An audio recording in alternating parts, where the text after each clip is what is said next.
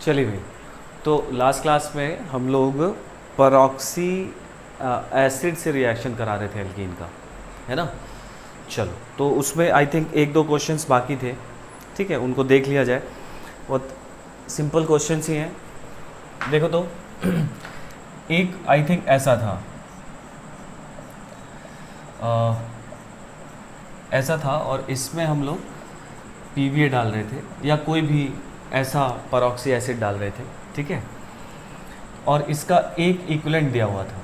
तो अगर एक इक्विवेलेंट दिया है मतलब ये एक ही जगह पर दो पाई बॉन्ड हैं, ठीक है। अगर एक इक्विवेलेंट नहीं लिखा होगा तो ये है ना दोनों जगह पर आ सकता है। आ सकता है क्या? आएगा ही। लेकिन अगर एक इक्विवेलेंट लिखा है तो इन दोनों में से कहीं एक जगह आएगा, ठीक है। तो अब ज़रा देखो तो कि अगर इन दोनों में से एक जगह आएगा तो अब एक ये एल्कीन है और एक ये एल्कीन है, मतलब सवाल हो गया है रेट का, है ना। और रेट हम लोग डिस्कस किए थे कि भाई इसका रेट कैसा होगा।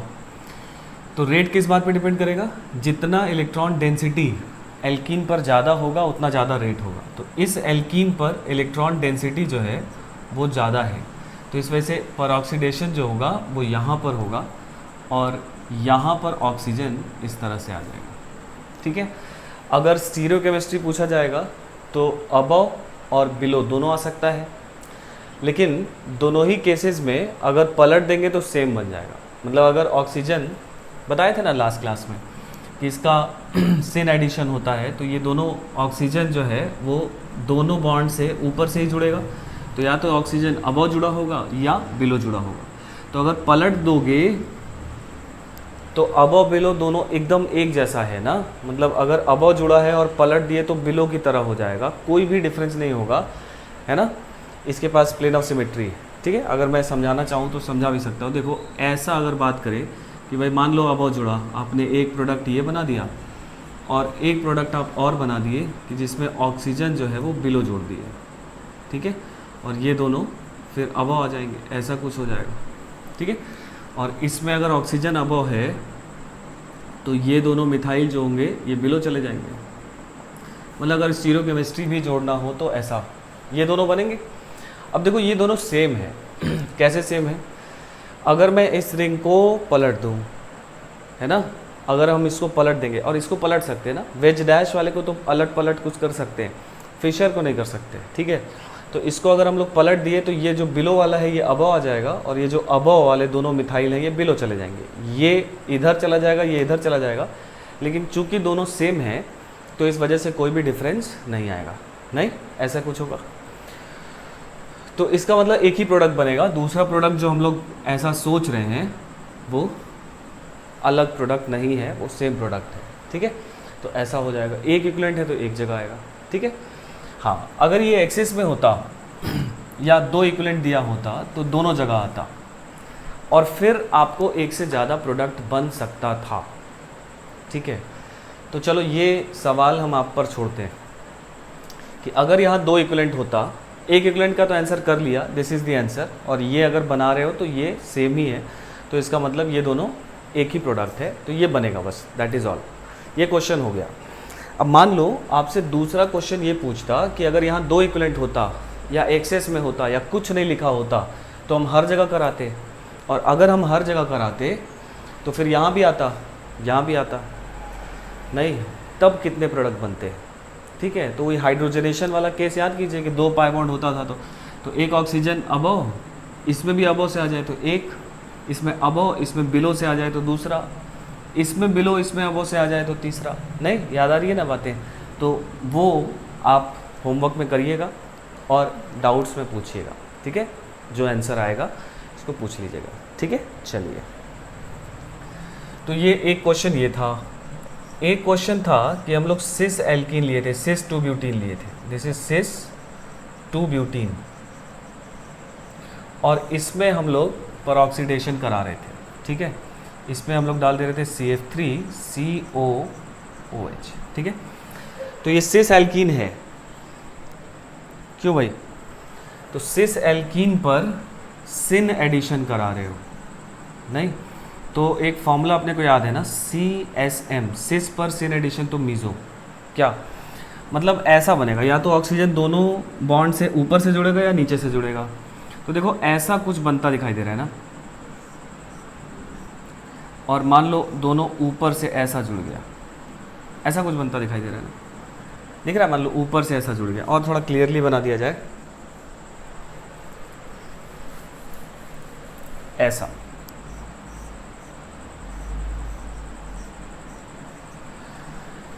ये अब वाला हो गया। तो ये ऑक्सीजन ऐसा पाई बॉन्ड पे ऊपर से आके जुड़ा है, इसलिए इसको ऐसे बनाया गया है वेज पर। अब देखो मैं क्या कर रहा हूँ, अब ये जो 3 मेंबर्ड रिंग आपको दिखाई दे रही है, अभी आपको और क्लियर समझ में आने लगेगा कि कैसे मीज़ो बन रहा है, ठीक है ना। देखो तो ये आपको ऐसा दिखाई दे रहा है कि ये अबव है, ऐसा है, मतलब ये 3 मेंबर्ड रिंग जो है ये ऐसी है, ठीक है। अब मैं इस 3 मेंबर्ड रिंग को ऐसा कर दे रहा हूँ, ठीक। अच्छा, ये जो एल्कीन है ये बोर्ड के प्लेन पे रखा है, ये दोनों मिथाइल ग्रुप जो हैं पहले बोर्ड के प्लेन पे थे, लेकिन जब ऑक्सीजन जुड़ जाएगा तो ये sp3 हो जाएगा, तो ये पीछे चला जाएगा। तो अगर मैं इस 3 मेंबर्ड रिंग को सीधा कर दूं तो देखो ऐसा बनता दिखाई दे रहा होगा ना, ये दोनों मिथाइल ग्रुप एक ही साइड होंगे, क्योंकि अगर मैं इधर से जुड़ा है तो ये दोनों पीछे जाएंगे। तो अगर मैं इसको ऐसा है अभी ये, इसको मैं सीधा कर दूंगा तो ये दोनों ऐसे दिखाई देंगे। अगर पीछे से जुड़ता और फिर उसको मैं पीछे से जुड़ता और उसको सीधा कर देता, तो एक और ऐसा पॉसिबिलिटी आप सोच सकते थे, ऐसा पॉसिबिलिटी सोच सकते ऐसे ना। दो बात समझ में आ रही है ना। देखो आगे जुड़ा है, दोनों मिथाइल ऐसे थे, ठीक है, आगे से जुड़ गया तो दोनों मिथाइल ऐसे पीछे हो गए हल्का से। अब वो जब 3 मेंबर्ड रिंग मैं प्लेन पे कर दूंगा तो ये दोनों मिथाइल ऐसा नीचे हो जाएंगे और लेकिन रहेंगे पीछे, तो ऐसा बन गया। पीछे से जोड़ते तो ये दोनों मिथाइल आगे हो जाते, sp3 हो गया अभी ये दोनों कार्बन, ठीक है। पीछे से ऑक्सीजन जुड़ता तो ये दोनों मिथाइल थोड़ा सा आगे की तरफ ऐसे झुक जाते। फिर जब मैं ये 3 मेंबर्ड रिंग को मैं सीधा करता तो ये दोनों ऐसा आ जाते, नीचे आ जाते, नहीं। तो इसी तरह से ये दो प्रोडक्ट बनते दिखाई दे रहे हैं, लेकिन दोनों के पास ही है ना प्लेन ऑफ सिमेट्री है। अगर ऐसे काट देंगे तो दोनों बराबर हिस्से हैं, मतलब ये अपने को मीज़ो फॉर्म मिल गया है, दोनों मिथाइल सेम साइड है, ठीक है ना। तो CSM यहाँ पर इस तरह से एप्लीकेबल है। तीसरा सवाल था, ट्रांस ले लिया था हम लोगों ने, और इसमें CF3COO इसका अगर हम लोगों ने रिएक्शन कराया था, तो यहाँ पर ये ट्रांस है, सिन एडिशन होगा तो रेसमिक बनेगा। तो अब इसमें इमेजिन करो कि ये ऐसा झुकेगा, यहाँ पर जब ऑक्सीजन लगेगा तो एक पीछे चला जाएगा और एक इधर से पीछे चला जाएगा। जब सीधे करेंगे तो देखो ऐसा कुछ बनता दिखाई दे रहा है, मैं ऐसी बात कर रहा हूँ, समझिएगा आप।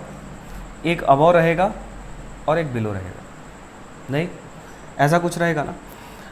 और अगर पीछे से जुड़ा तो ठीक उसका उल्टा हो जाएगा, मतलब ये वाला बिलो होगा और ये वाला अबव होगा। बोलो भाई, समझ में आ रही है ना बात। तो इसमें अगर ऐसे जुड़ा तो एक उधर है, एक पीछे, एक ऊपर है, एक नीचे है, ऐसे समझो। और जब सीधा करोगे तो ये वाला बिलो रहेगा और ये वाला अबव आ जाएगा, ऐसा रिंग बन गया है। इसको जब सीधा करोगे तो ये वाला बॉन्ड आगे की तरफ आएगा और ये वाला बॉन्ड पीछे की तरफ जाएगा।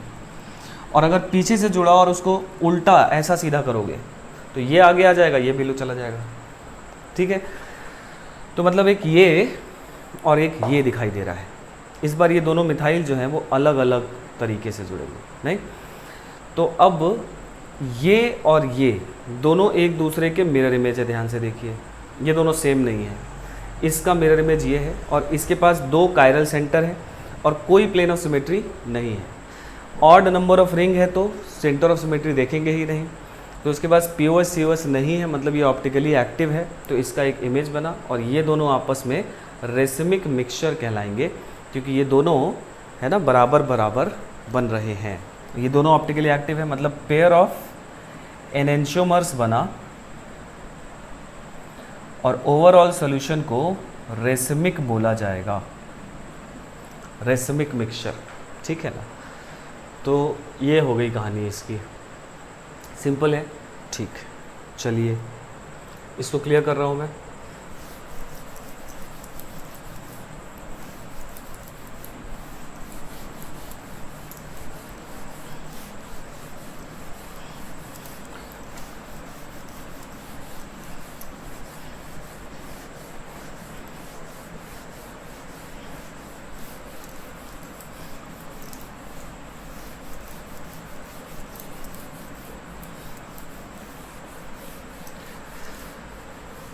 नाउ अच्छा, अब लिखो ring opening of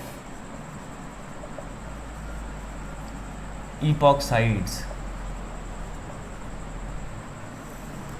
ring opening of epoxides.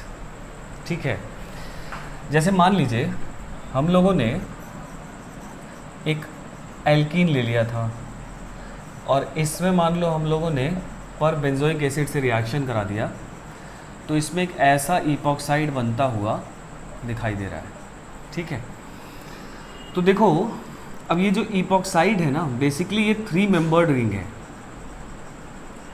ठीक है, 3 मेंबर्ड रिंग है, और 3 मेंबर्ड रिंग जो होती है ना, वो स्ट्रेन रिंग होती है। ठीक है, इसके पास एंगल स्ट्रेन होता है, पता है सबको। तो इस वजह से अगर हम लोग किसी सुटेबल रिएजेंट के साथ अगर इस रिंग का रिएक्शन करा दें तो ये रिंग खुल जाती है। ठीक है ना, that is called ring opening of epoxides. तो इसमें 2 तरीके का रिंग ओपनिंग है। एक है इन बेसिक मीडियम, ठीक है, बेसिक मीडियम में भी और एसिडिक, दोनों में ये रिंग खुल जाएगी। और कैसे, दोनों में थोड़ा सा अंतर है, इसलिए अलग अलग पढ़ना जरूरी है। देखो जैसे मान लो ये इपॉक्साइड है और हमने एक ऐसा न्यूक्लियोफाइल ले लिया है ना, बेस डाल दिया वाटर में ना, और मान लो ये O18 था, मान लीजिए ये O18 था। ठीक है, तो ये जो न्यूक्लियोफाइल है, ये न्यूक्लियोफाइल इस रिंग को तोड़ेगा हमेशा। ठीक है, तो अब ये न्यूक्लियोफाइल, क्योंकि देखो ये ऑक्सीजन से जुड़ा है दोनों कार्बन, इन दोनों पर पार्शियल पॉजिटिव हैं, और इस न्यूक्लियोफाइल का अटैक या तो इस पर होगा या इस पर होगा, और जब इस पर होगा तो ये बॉन्ड इधर से टूट कर खुल जाएगा, क्योंकि 3 मेंबर्ड रिंग है, ये ओपन होना चाहता है।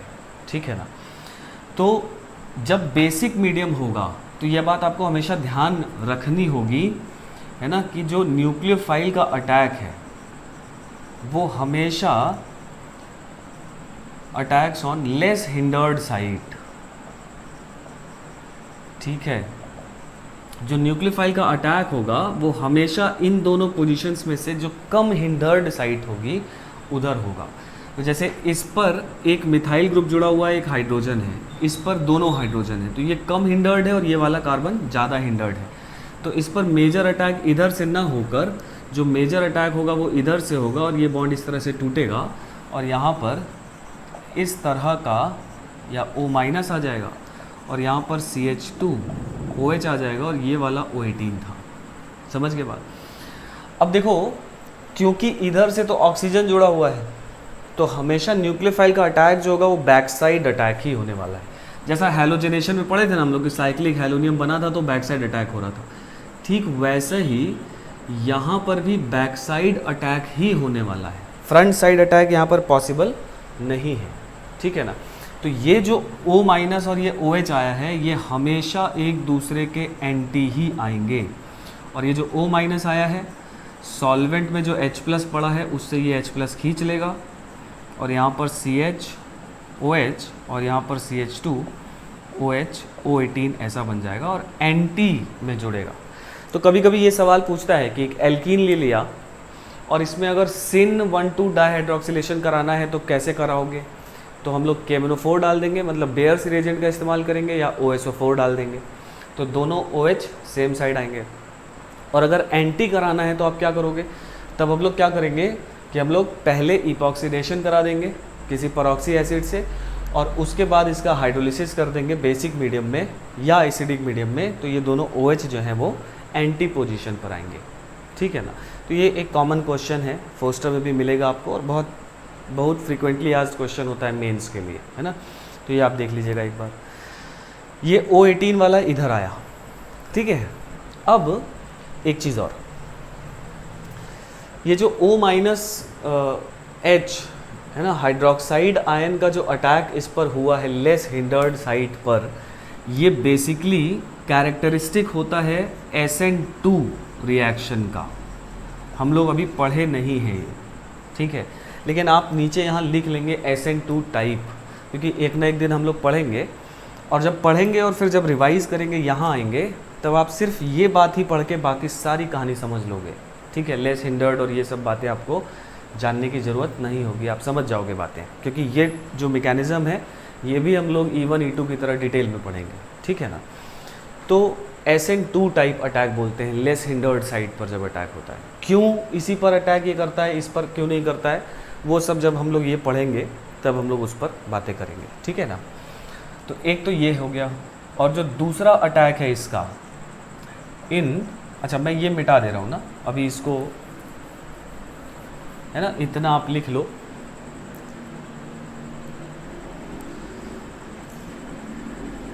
ठीक है, इतना आप लिख लीजिए। फिर ये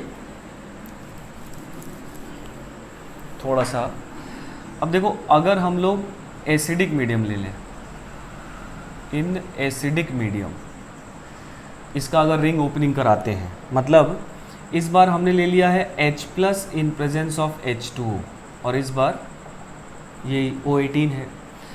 तो इस केस में एसिडिक मीडियम और बेसिक मीडियम डिफरेंस दिखाई दे रहा है ना, मतलब अगर कोई निगेटिवली चार्ज स्पीशीज़ आपको दिखाई दे रही है, नॉट नेसेसरली हमेशा OH- नहीं देगा, कोई भी निगेटिवली चार्ज स्पीशीज़ दे देगा, मतलब इन जनरल एनी न्यूक्लियोफाइल दे सकता है, H- दे सकता है ना, RO- दे सकता है, COO- दे सकता है, कोई भी निगेटिवली चार्ज स्पीशीज़ दे देगा तो रिंग ऐसे ही ओपन होगी। अगर निगेटिवली है मतलब बेसिक मीडियम है तो लेस हिंडर्ड पे अटैक होगा। तो जो भी न्यूक्लियोफाइल बाहर से आपने डाला है वो हमेशा इस पोजीशन पर आएगा, ठीक है, लेस हिंडर्ड पोजीशन पर आएगा। एसिडिक मीडियम है मतलब कोई निगेटिवली चार्ज स्पीशीज़ ना हो, है ना, एसिड हो या लुइस एसिड हो, मतलब मीडियम कैसा हो गया, एसिडिक हो गया। तो इस केस में अब देखो क्या होगा, अब क्योंकि वाटर सफिशिएंटली स्ट्रॉन्ग न्यूक्लियोफाइल नहीं है कि सीधा अटैक करके तोड़ दे, ये सफिशिएंटली स्ट्रॉन्ग था क्योंकि इस पर नेगेटिव चार्ज था। Negatively charge species are always a stronger nucleophile, ये सब पढ़ेंगे आगे हम लोग। तो स्ट्रॉन्गर न्यूक्लियोफाइल है तो इसमें हम लोग को सीधा अटैक कर गया, लेकिन क्योंकि ये न्यूट्रल है न्यूक्लियोफाइल जो है यहाँ पे न्यूक्लियोफाइल यही वाटर का लोन पेयर है, तो न्यूट्रल है तो इतना स्ट्रॉन्ग नहीं है, तो इसके रिंग को डायरेक्ट नहीं तोड़ सकता। तो इसमें होगा क्या, ये एसिडिक मीडियम इसको फैसिलिटेट करेगा इस रिंग को खुलने के लिए। क्या करेगा, ये जो ऑक्सीजन पे लोन पेयर है ये लुइस बेसिक है, ये H+ जाके इस लोन पेयर पे अटैक कर जाएगा, H+ जाके लोन पेयर पे जब अटैक कर जाएगा, अब ये एक बहुत अच्छा लिविंग ग्रुप हो जाएगा, ऐसा हो गया है ना। अब ज़रा इमेजिन करो कि अगर ये बॉन्ड यहाँ से टूट जाए तो निकलने के बाद OH हो गया, OH हो गया मतलब अल्कोहल हो गया, नहीं तो अल्कोहल्स आर वीक बेस ना, एल्कोक्साइड्स आर स्ट्रॉन्ग बेस। बात समझ में आ रही है सबको, RO- is a strong base while ROH is a weak base. क्या, क्योंकि न्यूट्रल है, समझ के बात ना। तो अब ये निकलने के बाद OH हो जाएगा, मतलब एक वीक बेस है, और वीक बेस है तो लिविंग ग्रुप कैसा हो गया, अच्छा हो गया, है ना। और अब क्या होगा, अभी भी इन दोनों पर पार्शियल पॉजिटिव होगा, और अब क्योंकि ये अच्छा लिविंग ग्रुप हो गया है H+ के इस पे अटैक कर जाने से, तो अब जो है इसकी रिंग ओपनिंग ये वीकर न्यूक्लियोफाइल भी कर सकता है। तो ये जो O18 वाला है इसका लोन पेयर इस बार बैक साइड उस कार्बन पे अटैक करेगा जिस कार्बन पे कार्बोकैटायन अगर बनता तो स्टेबल बनता, मतलब यहाँ पर, यहाँ जो कार्बोकैटायन बनता उसके पास 3, 2, 5 अल्फा हाइड्रोजन होते, यहाँ जो कार्बोकैटायन बनता उसके पास 1 अल्फा हाइड्रोजन होता। तो हमेशा उस कार्बन पर अटैक होगा जहाँ कार्बोकैटायन बनता तो स्टेबल बनता, मतलब यहाँ का कार्बोकैटायन अगर बनता तो सेकेंडरी बनता, यहाँ का कार्बोकैटायन अगर बनता तो प्राइमरी बनता। Secondary carbocation is more stable then primary carbocation, so attack इस पर होगा, ये बॉन्ड इधर से टूट जाएगा और ऐसा कुछ बनता नज़र आएगा। OH यहाँ पर प्लस चार्ज, यही O18 है, और CH2OH ऐसा होगा। यहाँ पर भी जो अटैक होगा वो बैक साइड अटैक ही होगा, और फिर H+ मीडियम से आया था, मीडियम में वापस चला जाएगा, तो कुल मिलाकर सेम प्रोडक्ट ही मिलेगा अपने को। एंटी अल्कोहल दोनों 1,2 डाइऑल एंटी पोजीशन पर मिलेंगे, है ना, एंटी 1,2 डाइऑल यहाँ पर भी मिला है, यहाँ पर भी मिला है, लेकिन आइसोटोपिक ऑक्सीजन देकर मैंने ये दिखाया है आपको कि इस बार ये जो सॉल्वेंट से OH आ रहा है वो इस कार्बन पे आ रहा है, और बेसिक मीडियम पे इसका अटैक इस पर हुआ था तो वो इस कार्बन पे आ रहा था। अगर आइसोटोपिक नहीं लिया जाता तो जो सारी कहानी होती है वो सेम होती, दोनों में प्रोडक्ट सेम होता। नहीं, दोनों एंटी बन रहे हैं, वही वहाँ पे बनता, वही यहाँ भी बना। लेकिन O18 देकर हम लोग ये समझ रहे हैं कि एसिडिक मीडियम में जो न्यूक्लियोफाइल का अटैक हुआ है वो इस कार्बन पे हुआ है, और बेसिक मीडियम में इस कार्बन पे हुआ है। तो ये जो स्टेप है दिस इज SN1 टाइप, मतलब बेसिक मीडियम में reaction is SN2 type and acidic medium में रिएक्शन इज SN1 टाइप। और SN1 टाइप बोलने का मतलब उस जगह अटैक जहाँ पर कार्बोकैटायन बनता तो स्टेबल बनता। अब क्यों ऐसा इस पर अटैक होगा वो जब हम लोग SN1 पढ़ेंगे तब क्लियर हो जाएगी बात, ठीक है। चूँकि हम लोग यहाँ पर इपॉक्साइड बना ही लिए थे इसलिए ओपनिंग हम लोग इसका सीख लिए, समझ गए बात। तो ये हो गया रिंग ओपनिंग, इसमें कोई डाउट नहीं होगा ना, क्लियर हुआ सबको इतनी बात। चलो जल्दी से नोट कर लो, अब फिर एक आध क्वेश्चन कर लिया जाए।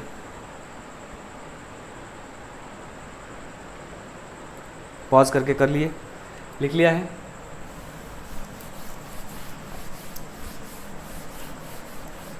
चलिए भाई,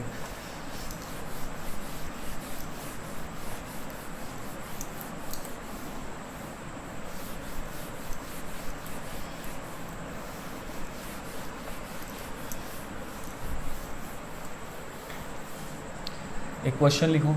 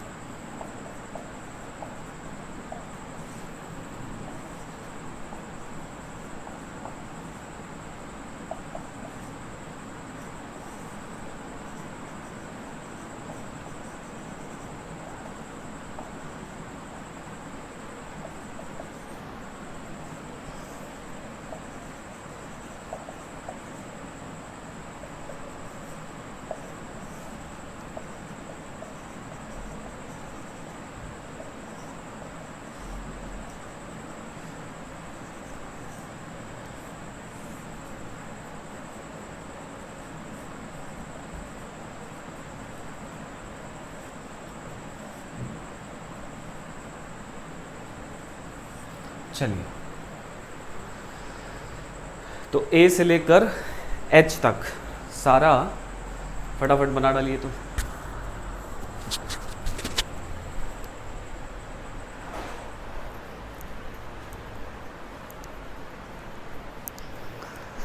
पॉज करके वीडियो बना लो फटाफट। हो गया भाई? चलो, तो देखा जाए एक ही दो जगह आपको दिक्कत हो सकता आई हो, है ना, और बहुत लोग वो भी बात समझ गए होंगे, है ना। बस यहीं पे आपको थोड़ा सा देखने को दिक्कत हो रही होगी। चलो खैर, समझ लिया जाए। तो A जो बनेगा वो देखो ऐसा कुछ बन जाएगा। मोनोब्रोमिनेशन करा रहे हैं तो टर्शरी पर होगा।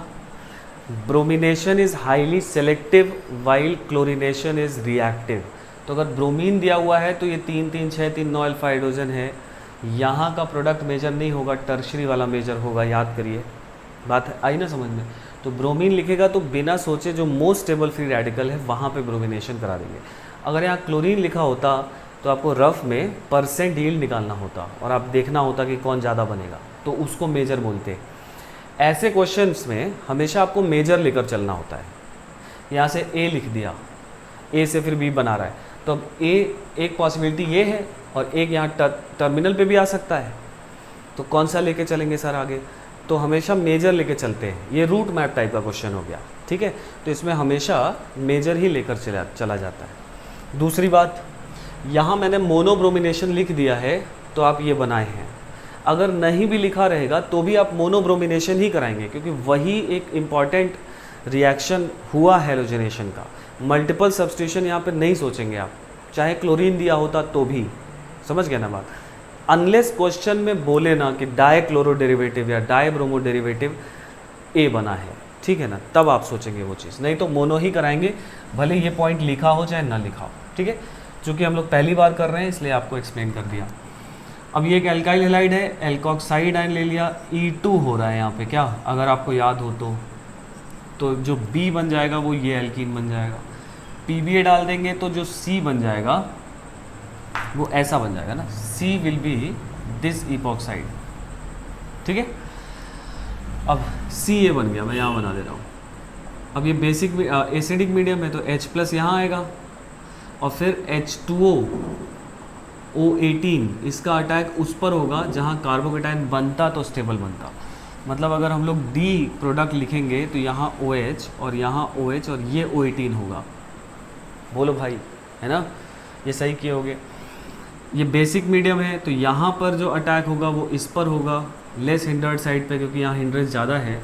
तो E जो प्रोडक्ट अपना मिल रहा है वो यहाँ OH आएगा और यहाँ OH O18 वाला आएगा, ठीक है। दोनों में डिफरेंस हो गया, दिखाई दे रहा है सबको। CH3O- ले लिया है तो ये भी तो बेसिक मीडियम ही हुआ क्या, तो ये भी इसी पर अटैक करेगा। तो यहाँ पर जो F प्रोडक्ट मिलेगा वो भी अपना ऐसा मिलेगा, यहाँ OH और यहाँ पर OCH3। जब भी ऐसा हो यहाँ आप सोचोगे कि सर O- आएगा, ठीक है। केवल CH3O- तो मिलेगा नहीं ना अपने पास, इसको किसी सॉल्वेंट में तो डाले ही होंगे, है ना। तो CH3O- है तो इन जनरली मीथेनॉल के सॉल्वेंट में पड़ा होगा तो H+ यहाँ से आ जाएगा, ठीक है ना। तो ये बन गया ना, ये ईथर बन गया इस बार, और इधर अल्कोहल है, क्योंकि ये बेसिक मीडियम का न्यूक्लियोफाइल है। कोई डिफरेंस नहीं, कोई भी न्यूक्लियोफाइल होगा आप ऐसे अटैक कराओगे।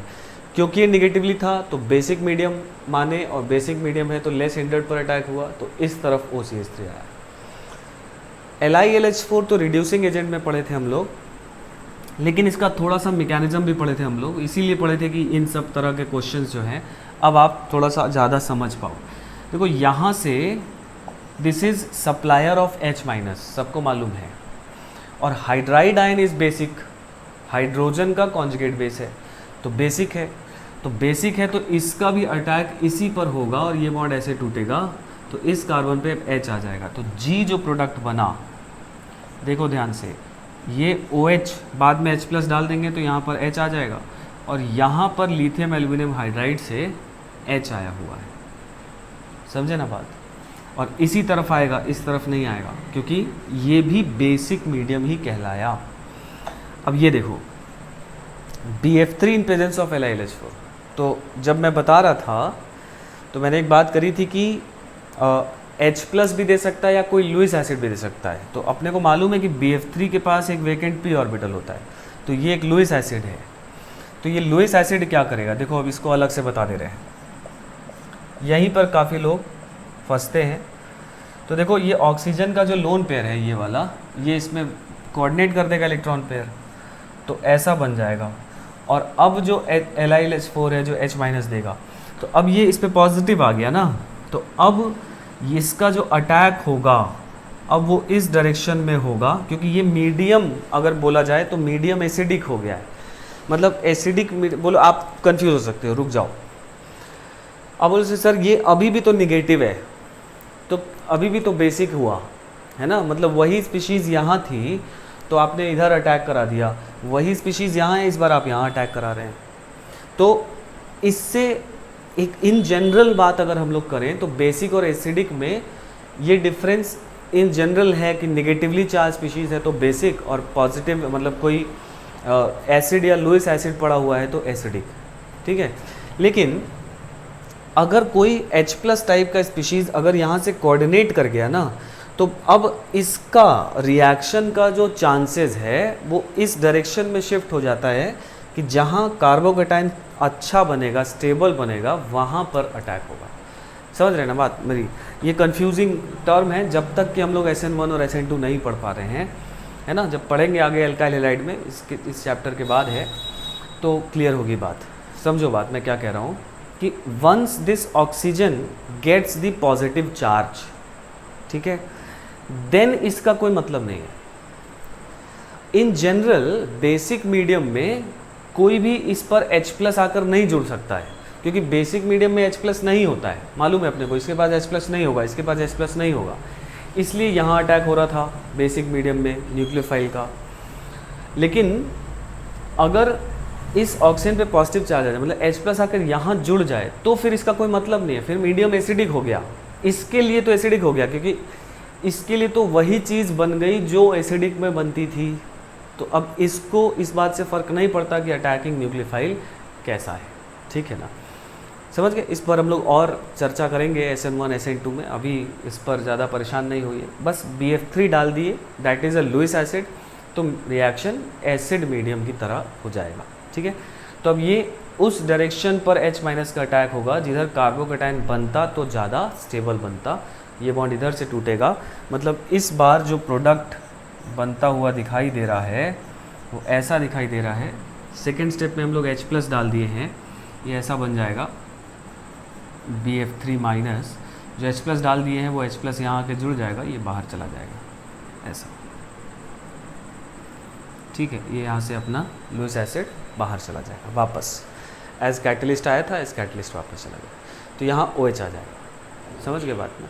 तो इसमें और इसमें डिफरेंस हो गया, ये टर्शरी अल्कोहल बना और ये प्राइमरी अल्कोहल बना, दिखाई दे रहा है सबको। चलो बढ़ा जाए आगे।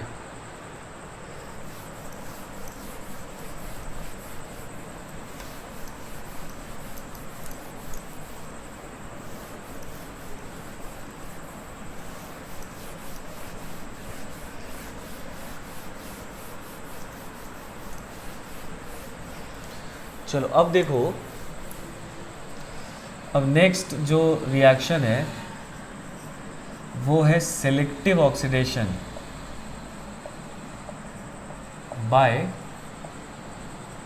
Selenium dioxide, selective oxidation by selenium dioxide, ठीक है। तो इसमें एक पॉइंट ज़रा इसको नोट करके एक पॉइंट लिख लो, ठीक है, लिखिए। इट selectively oxidizes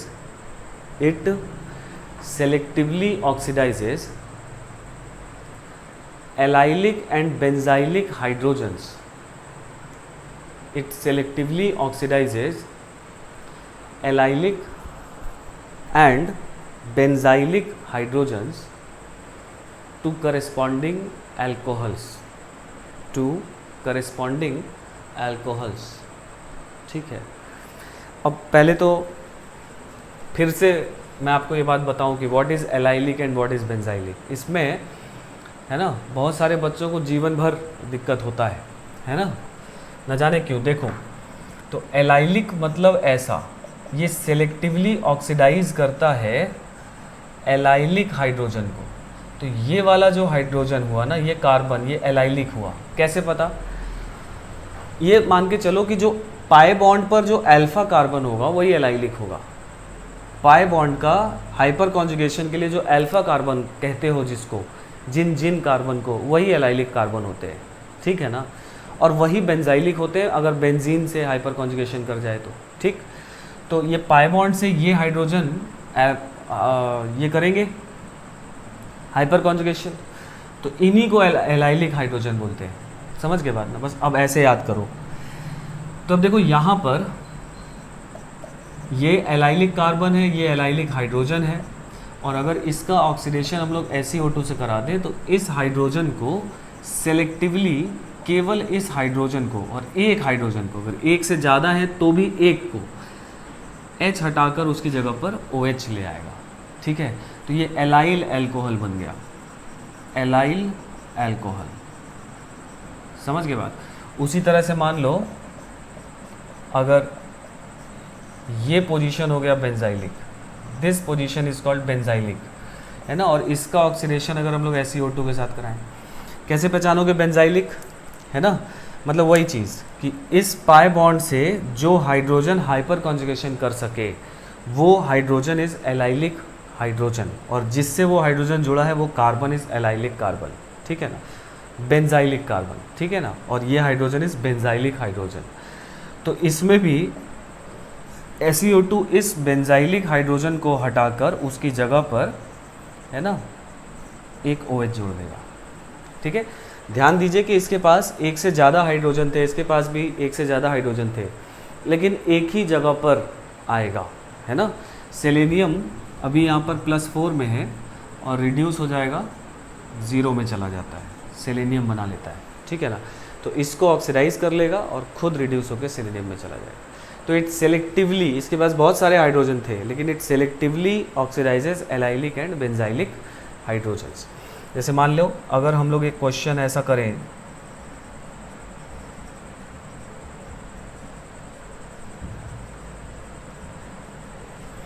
ठीक है, और यहाँ पर हम लोग को अगर SiO2 ले लिया है एक इक्विवेलेंट, तो अब ये पाई बॉन्ड है, पहचानो एलाइलिक कार्बन्स कौन कौन से हो गए, एक ये हो गया, एक ये हो गया। इसके पास एक एलाइलिक हाइड्रोजन है, इसके पास भी 3 है, उनमें से एक ऑक्सीडाइज हो सकता है। तो अगर एक इक्विवेलेंट दिया हुआ है, एक एलाइलिक पोजीशन अपने को ये दिखाई दे रही है और एक एलाइलिक पोजीशन अपने को ये दिखाई दे रही है, तो उस एलाइलिक पोजीशन पर हम लोग ऑक्सीडेशन कराएंगे जहाँ पर कार्बोकैटायन अगर बनता तो ज़्यादा स्टेबल बनता। समझ गए, मतलब ये ज़्यादा स्टेबल वाला पोजीशन है, यहाँ रेजोनेंस में भी आता और 6 अल्फा हाइड्रोजन भी मिलते, तो इसकी जगह पर आ जाएगा। ऑल्दो इसमें कार्बोकैटायन नहीं बनता है, इनफैक्ट इसका मैकेनिज़्म ही अपने को नहीं पढ़ना है, बट याद रखने का एक तरीका है कि जहाँ कार्बोकैटायन बनता, अगर एक से ज़्यादा एलाइलिक पोजीशंस हैं, एक से ज़्यादा बेंजाइलिक पोजीशंस हैं, तो उस जगह पर OH डाल देगा वो जहाँ पर कार्बोकैटायन बनता जिस एलाइलिक पोजीशन पर। ये नहीं कि अब कहीं और कोई और स्टेबल कार्बोकैटायन बन जाए तो वहाँ कर, नो, एलाइलिक या बेंजाइलिक में से जहाँ ज़्यादा स्टेबल कार्बोकैटायन बनता वहाँ पर आप OH जोड़ देंगे। जैसे इसमें 2 एलाइलिक पोजीशन थे तो हमने यहाँ पर जोड़ दिया, समझ के बाद। तो यही इसका बस लिखा जोगा, आपको बस ध्यान रखना है ये बात। बहुत इंपॉर्टेंट रिएक्शन भी नहीं है लेकिन थोड़ा थोड़ा यूज़ हो जाता है, मैकेनिज़्म इसका अपने को नहीं पढ़ना है, ठीक है ना, इतनी सी बात है। नोट कर लो, जल्दी से आगे बढ़ा जाए।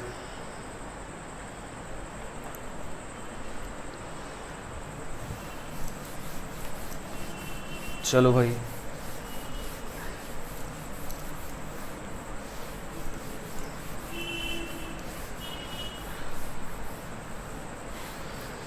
अब है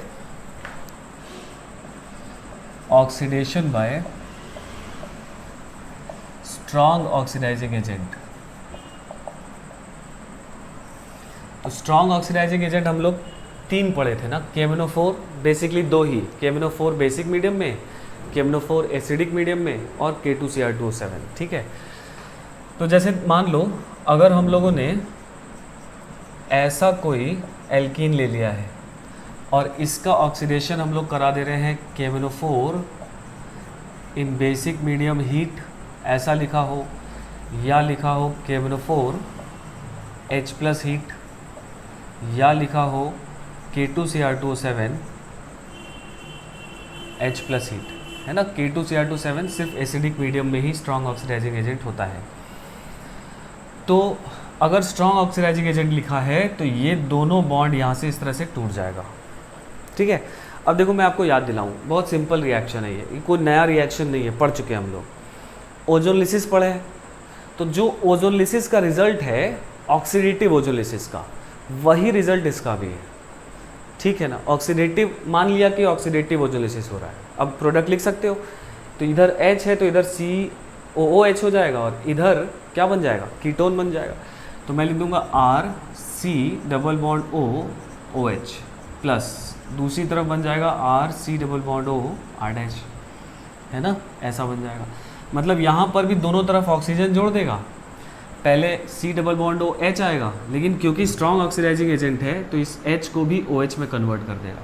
मतलब एक तरफ जिधर H है उधर आपको कार्बोक्सिलिक एसिड मिला और जिधर H नहीं था उधर आपको कीटोन मिल जाएगा, ठीक है। मैं फिर से वही बात बोल रहा हूँ, ऑक्सीडेटिव ओजोनलिसिस का जो प्रोडक्ट होता है वही प्रोडक्ट इसका भी होगा, that is as simple as that, ठीक है ना। कोई भी डिफरेंस यहाँ पे नहीं है। Ketones are reluctant to oxidation, तो इनका ऑक्सीडेशन स्ट्रॉन्ग ऑक्सीडाइजिंग एजेंट के भी नहीं होने वाला, ठीक है ना। बस एक डिफरेंस है, वो क्या है समझो। जैसे मान लो अगर ऐसा हम लोग कोई एल्कीन ले लें और स्ट्रॉन्ग ऑक्सीडाइजिंग एजेंट लें, तो ये बॉन्ड तो टूट जाएगा और इधर बन जाएगा RC⋯OOH, ऐसा बनेगा क्या, इस तरफ वाला पोर्शन, और इस तरफ वाला portion HC double bond O OH ऐसा बनाते थे ओजोनलिसिस में, क्योंकि H2O2 वहाँ पर रिलीज होता था ऑक्सीडेटिव ओजोनलिसिस में, वो माइल्ड ऑक्सीडाइजिंग एजेंट होता था, तो वो इस H को OH में कन्वर्ट कर देता था। बिकॉज ये सब स्ट्रॉन्ग ऑक्सीडाइजिंग एजेंट हैं, तो ये यहाँ पर भी ऑक्सीजन इंट्रोड्यूस कर देंगे। मतलब अगर ओजोनलिसिस इसका कराते तो यहाँ पर फॉर्मल्डिहाइड से फॉर्मिक एसिड मिलता, यहाँ पर जो RCH है वो RCOH मिलता। ठीक है, जिनको ओजोनलिसिस नहीं याद होगा आपको देखना पड़ेगा एक बार, है ना, क्योंकि चीज़ें लिंक्ड हैं, है ना। अब वो चीज़ें पकड़ कर ही हम लोग आगे बढ़ रहे हैं, है ना, सहारा लेकर बढ़ रहे हैं आगे। तो ये बनता था, ये बनता था, इसमें ये नहीं बनेगा। बस इस वाले पोर्शन में तो ये बनेगा, यहाँ ऑक्सीजन नहीं आएगा, R पार्ट में ऑक्सीजन नहीं इंट्रोड्यूस कर सकता है, लेकिन H की जगह पर ऑक्सीजन इंट्रोड्यूस करके इसको बना देगा HOC double bond O OH। मतलब कि मिल गया है अपना H2CO3 कार्बोनिक एसिड। और इन तीनों में ही हीट है, हम लोग देख रहे हैं। तो इस हीटेड कंडीशन में कार्बोनिक एसिड अनस्टेबल होता है और ये टूट जाता है H2O प्लस किस में, CO2 में। समझ गए बात ना। तो बस यही डिफरेंस है कि अगर यहाँ पर इस तरह के एल्कीन का ओजोलिसिस कराते तो ओजोलिसिस में, ऑक्सीडेटिव ओजोलिसिस में यहाँ पर रिएक्शन रुक जाता, यही अपना प्रोडक्ट होता। लेकिन स्ट्रॉन्ग ऑक्सीडाइजिंग एजेंट में इस H को भी फर्दर ऑक्सीडाइज कर देगा OH में और H2O प्लस CO2 मिलेगा। मतलब कुल मिलाकर अगर एक ही सेंटेंस में हम लोग यहाँ पर बात करें कि अगर किसी के पास इस तरह का, है ना, CH2 ग्रुप है टर्मिनल और इसका स्ट्रॉन्ग ऑक्सीडाइजिंग एजेंट के साथ ऑक्सीडेशन करा रहे हैं, तो ये वाला कार्बन जो है वो CO2 और H2O में कन्वर्ट हो जाता है। ये पोर्शन सीधा CO2 में ऑक्सीडाइज हो जाएगा। ठीक है ना। तो ये बात हम लोग यहाँ पर बस नया समझना था, बाकी सब कुछ जो है वो पहले जैसा है। ठीक है, नोट कर लीजिए, आगे बढ़ा जाए।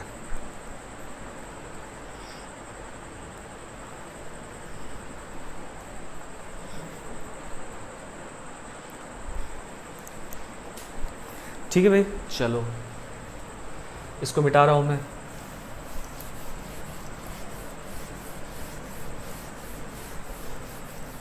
तो ये सब इंफॉर्मेटिव टाइप के रिएक्शंस हैं और इसका यूज़ भी आता है। और जब आप फोस्टर करेंगे तो आप देखेंगे कि इसका यूज़ काफ़ी ज़्यादा आता है ना। इसलिए इसको याद करने में दिक्कत नहीं, इसको अलग से याद नहीं करना पड़ेगा, आपको याद हो जाएगा। वो ओजोलिसिस वाला असाइनमेंट अगर आप करेंगे तो ये सब बात उसमें है।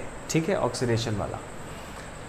चलो अब लिखो, एक और रिएक्शन है जो कि एज सच NCERT में नहीं है, मेंस में नहीं आ सकता, हाँ एडवांस्ड में पूछा जा सकता है।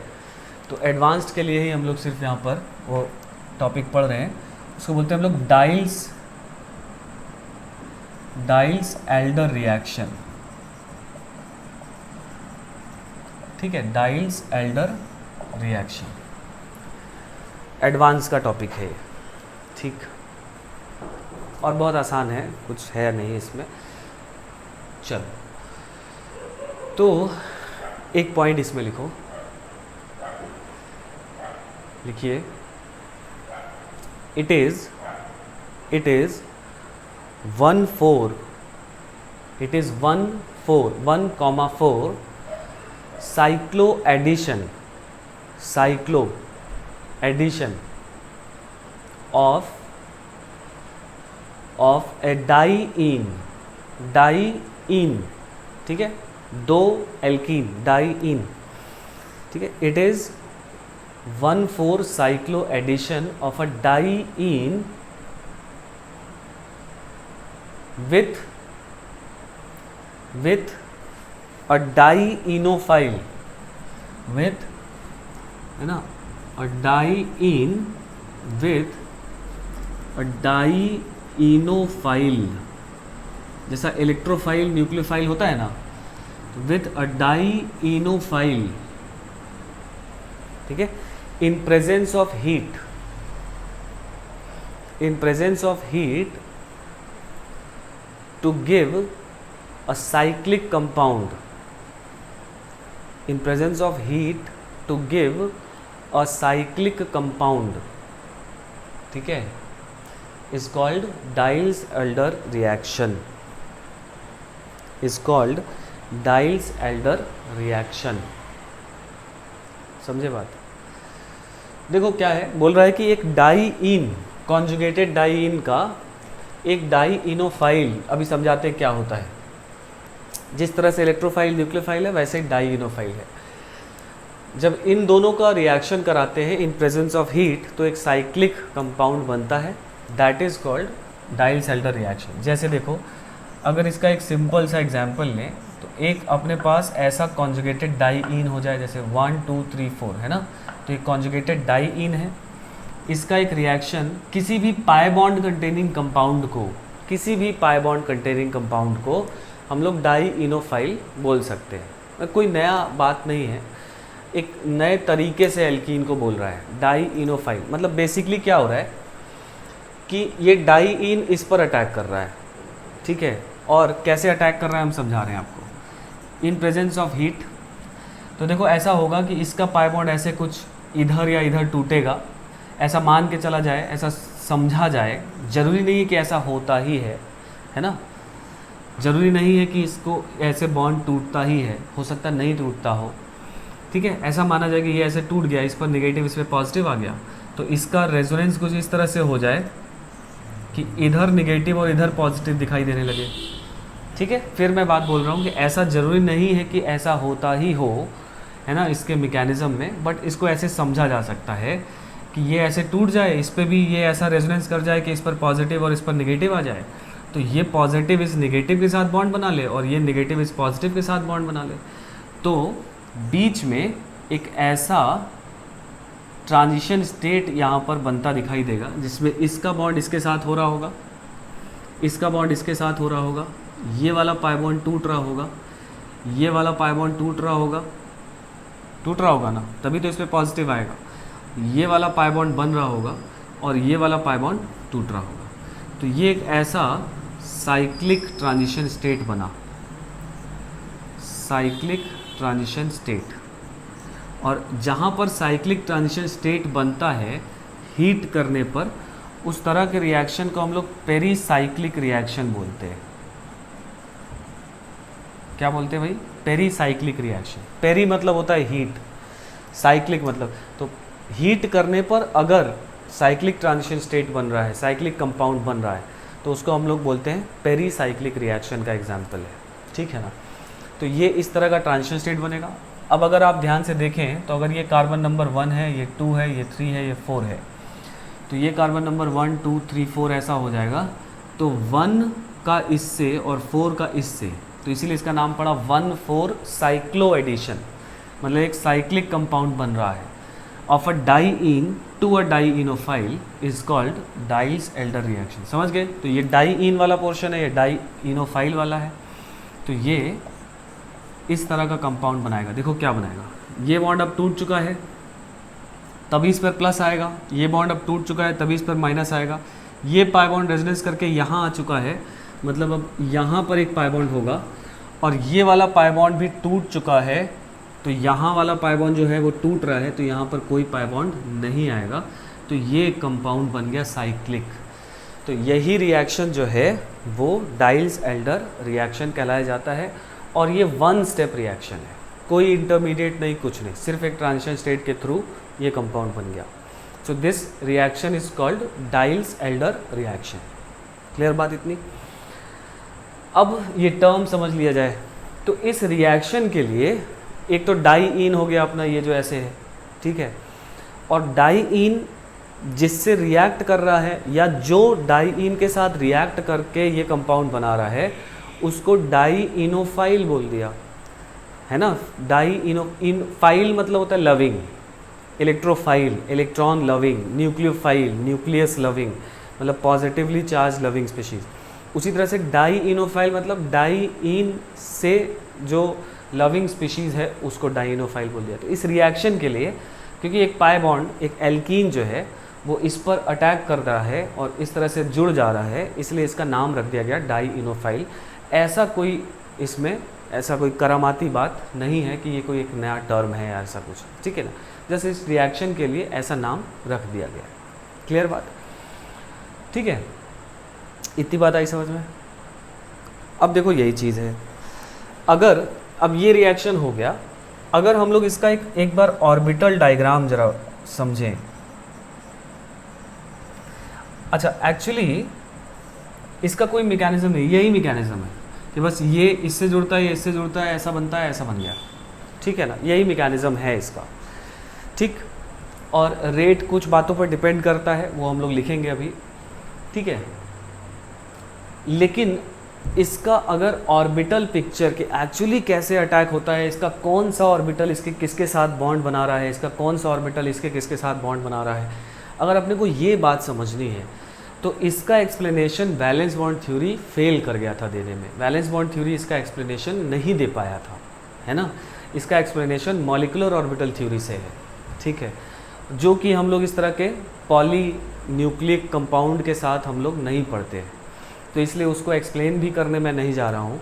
अननेसेसरली मॉलिक्यूलर ऑर्बिटल से एक्सप्लेन करके क्या होगा, उस पर क्वेश्चन भी नहीं आएगा। हाँ, ऑल्दो जो ऑर्बिटल डायग्राम है, वैलेंस बॉन्ड से इसको एक्सप्लेन करना गलत होगा, लेकिन just for our understanding of the stereochemistry of this reaction, ठीक है। मतलब मैं ये जो ऑर्बिटल डायग्राम आपको वैलेंस बॉन्ड थ्योरी से बताने जा रहा हूँ, ये सरासर गलत है, ये सही नहीं है, लेकिन सिर्फ इसलिए हम लोग को ये बात यहाँ पर कर लेनी चाहिए कि एक ओवरऑल जो आपको स्टीरियोकेमिस्ट्री क्या होगा वो थोड़ा सा आइडिया लग जाता है, इसलिए ये बात हम लोग कर रहे हैं, ठीक है ना। तो मैं लिख दे रहा हूँ यहाँ पर नॉट करेक्ट, ठीक है, सही नहीं है ये, बट समझ लेंगे। देखो ये ऐसा, इसको मान लो, इसको ऐसा समझ लो कि देखो ऐसा पाई बॉन्ड यहाँ पर बन गया, यहाँ पर जो प्लस चार्ज आया, वैसे तो प्लस चार्ज पर क्या होता है, sp2 ऑर्बिटल होता है, लेकिन हम लोग ऐसा मान लिए कि ये प्लस चार्ज sp3 ऑर्बिटल में है, क्योंकि यहाँ पर sp3 बन जा रहा है बाद में, देखो यहाँ पे बन जा रहा है, ये भी sp3 हो जा रहा है और ये भी sp3 हो जा रहा है, जो यहाँ पर sp2 था, ठीक है। तो ये भी sp3 हो गया और इस पर प्लस चार्ज है, और ये भी sp3 हो गया और इस पर नेगेटिव चार्ज है, तो ये ऐसा बन गया, मान लिया कि ऐसा बन गया। ऑल्दो ये सही नहीं है, गलत है, sp2 हमेशा प्योर p ऑर्बिटल होता है, ये हमेशा निगेटिवली चार्ज स्पीशीज़ अगर रेजोनेंस में है तो वो भी प्योर p में होता है, बट हम लोग ऐसा समझ रहे हैं कि ये दोनों sp3 में इस तरह से आ गए हैं। और ये जो पाई बॉन्ड है, इस पाई बॉन्ड को अगर हम लोग ऐसे बनाएं, है ना, कोई भी यहाँ पर कार्बन है तो इसके दो ग्रुप ऐसे जुड़े होंगे, ऐसे जुड़े होंगे, इसका दो ग्रुप ऐसा जुड़ा होगा, और इसके जो p ऑर्बिटल होंगे वो ऐसे होंगे, तो ये वाला p ऑर्बिटल इसके साथ बॉन्ड बना लेगा और ये वाला p ऑर्बिटल इसके साथ बॉन्ड बना लेगा, समझ गए। और उसके बाद ये sp3 ये भी हो जाएगा, जैसे एल्कीन पर होता था ना कि जब इस पे बॉन्ड बन जाता था तो ये sp3 हो जाता था। मतलब ये जो एल्कीन ऐसे रखा हुआ अगर आप समझ रहे हो, तो ये एल्कीन ऐसे नहीं रखा है, इसके p ऑर्बिटल ऐसे नहीं है, सामने नहीं है, आपकी तरफ नहीं है, ये एल्कीन ऐसा है, तो इसके p ऑर्बिटल ऐसे हैं और ये इसके साथ इस तरह से बॉन्ड बना ले रहा है, समझ गए बात। तो ये बात अगर आप समझें, ठीक है, तो ये अगर इसका ऑर्बिटल डायग्राम हम लोग समझ ले रहे हैं तो इसका स्टीरियोकेमिस्ट्री अपने को समझ में आ जाएगा जब हम लोग इसका स्टीरियोकेमिस्ट्री बेस्ड क्वेश्चन करेंगे। फिलहाल आप इसको एज इट इज़ बना लो, आधी बातें आपको जाने अनजाने में क्लियर हो गई हैं, जब एप्लीकेशन आएगा तो आप खुद समझ जाओगे, ठीक है। इसको नोट कर लो जल्दी से, कराऊंगा मैं क्वेश्चन इस पर, पॉज करके नोट कर लीजिए, ठीक है। चलो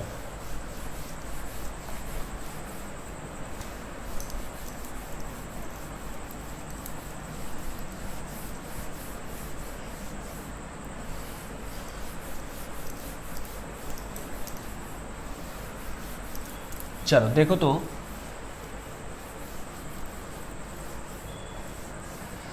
अब क्या है कि एक पॉइंट यहाँ पर नोट करके ज़रा लिखो, तो नोट करके एक पॉइंट लिखो, लिखिए प्रेजेंस ऑफ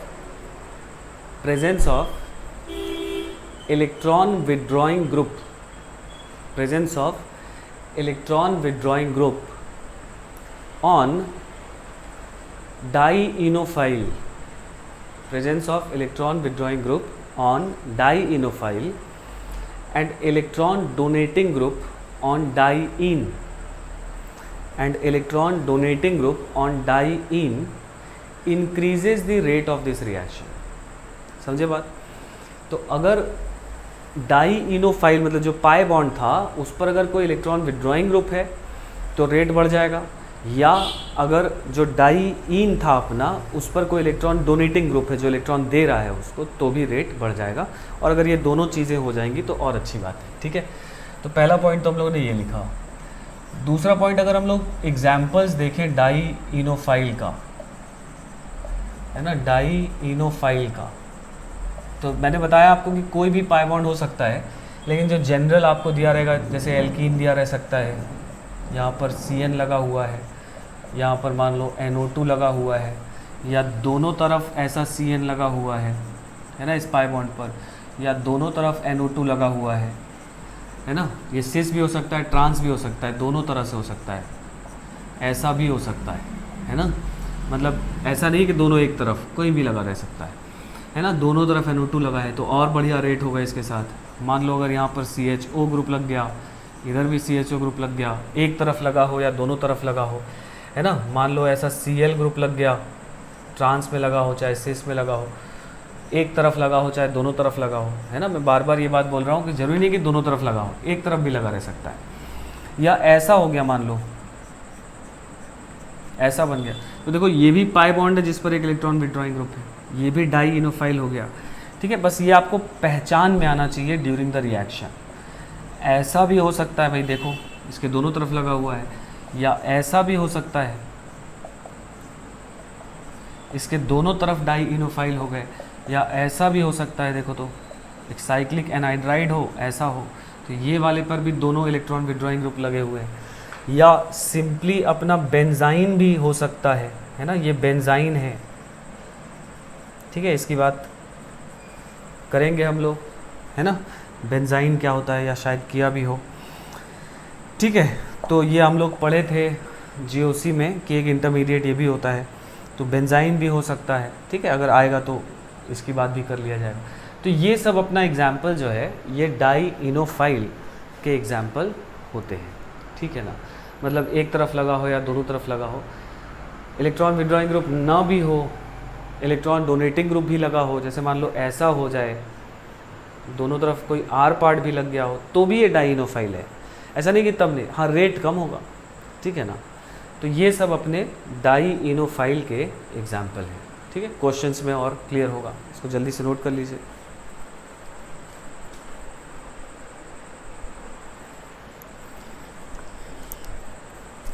ठीक है, चलो मिटा दें इसको।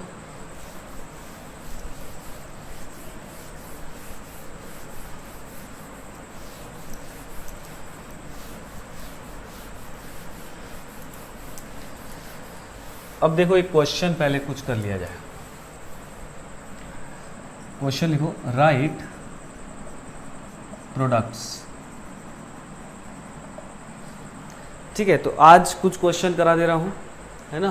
प्रोडक्ट कैसे लिखते हैं वो समझा देते हैं, और इसके बाद फिर जो बढ़िया क्वेश्चन है या जो स्टीरियोकेमिस्ट्री इस पर हम लोग पढ़ेंगे, ये सब जो बातें करेंगे ये हम लोग नेक्स्ट क्लास में करेंगे ना। तो आज कुछ क्वेश्चन जनरल कैसे बनाते हैं प्रोडक्ट, जैसे मान लो अगर ऐसा दे दिया, ठीक है, और ऐसा दे दिया, हीट दिया हुआ है। ठीक है, देखो इसको समझाएं, एक बार आप ट्राई करो, देखो क्या बनेगा। ठीक है, पॉज करके एक बार ट्राई करो क्या बनेगा, कैसे बनेगा, फिर समझाते हैं। तो बहुत सिंपल है, देखो आपको कुछ नहीं करना है, ये पाई बॉन्ड ऐसे तोड़ देना है, एक तरफ प्लस एक तरफ माइनस ले आना है, और फिर अगर यहाँ माइनस ले आए हो तो यहाँ पर आपको प्लस चाहिए, तो इसको ऐसे तोड़ दो, यहाँ माइनस यहाँ प्लस ले आए, इस प्लस का माइनस से, इस माइनस का प्लस से, क्योंकि अपने को प्रोडक्ट लिखना है, मैकेनिज्म तो लिखना नहीं है। तो बस ऐसे समझो, ये तोड़ दिए, ये पाई बॉन्ड यहाँ आ जाने वाला है, इसका बॉन्ड इससे, इसका बॉन्ड इससे, एक लाइन में आंसर हम लोग लिख देंगे, ये बन जाएगा, सिंपल। ठीक है ना, बस आपको ये बातें समझनी है। जैसे मान लो ऐसा हो गया,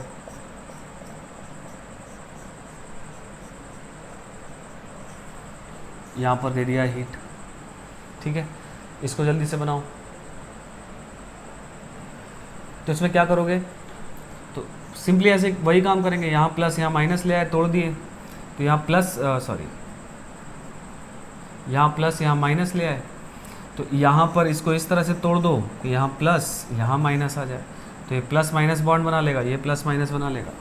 तो देखो ध्यान से, एक रिंग ये बनी और एक रिंग पहले से थी जिस पर ये, ध्यान से देखो, ये first second third fourth, first का बॉन्ड इससे, फोर्थ का बॉन्ड इससे, तो फर्स्ट का बॉन्ड इससे और फोर्थ का बॉन्ड इससे, तो ये बन गया, ठीक है, दो रिंग बन गई, ठीक है ना। वो सिंपल सा रिएक्शन है। अब जैसे मान लो ऐसा दे दे,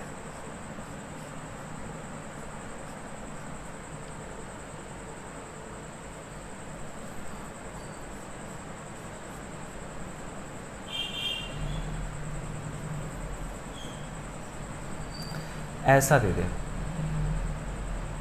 ठीक है, इसको एक बार ट्राई करो।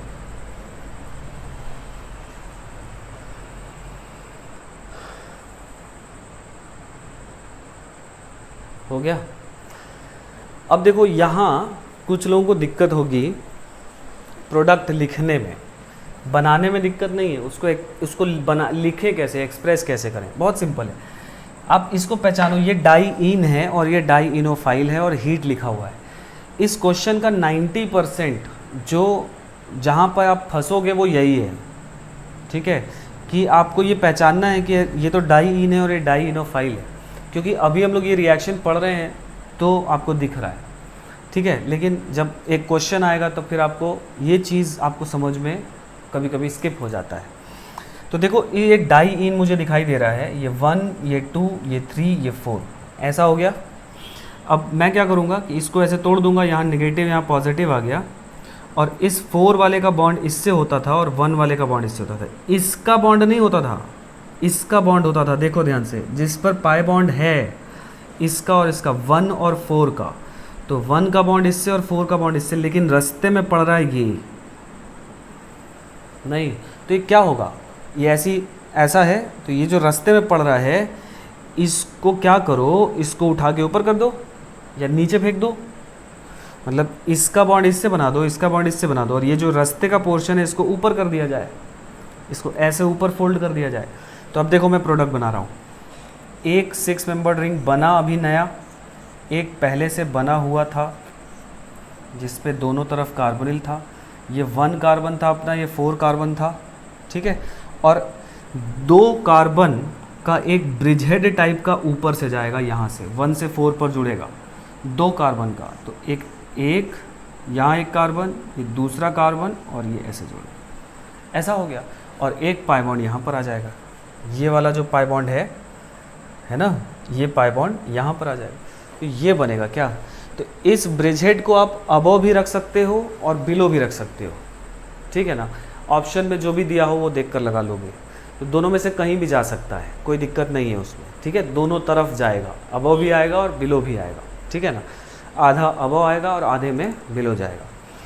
तो ये बना दिया हमने, ब्रिजहेड बना दिया, समझ गए बात में। तो बस ये बात आपको समझ में आनी चाहिए कि कैसे एक्सप्रेस करना है, ठीक है ना, तो बहुत सिंपल सा रिएक्शन है। हाँ, अब इस पर कुछ क्वेश्चंस हम लोग नेक्स्ट क्लास में, है ना, और बढ़िया क्वेश्चंस करेंगे, और इसमें थोड़ा सा स्टीरियोकेमिस्ट्री जानेंगे, इसका और भी कुछ बातें हैं वो भी समझना है ना। तो डाई इन का रिएक्शन डाई इनोफाइल से, और डाई इन जो होना चाहिए वो कॉन्जुगेटेड होता है, कोई भी डाई इन नहीं, कॉन्जुगेटेड डाई इन। जो हम लोग कंडीशन लिखे थे शायद मैं वहाँ पर कॉन्जुगेटेड डाई इन लिखवाना भूल गया हूँ, डाई इन लिखवाया हूँ, उसको कॉन्जुगेटेड डाई इन कर लो, ठीक है ना। तो ये एक सिंपल सा ऐसा रिएक्शन है। Product banana is very easy, कुछ बातें हैं इसमें जो हम लोग करेंगे नेक्स्ट क्लास में, ठीक है। चलिए फिर, तो आज के लिए इतना ही, नेक्स्ट क्लास में करते हैं। नमस्कार।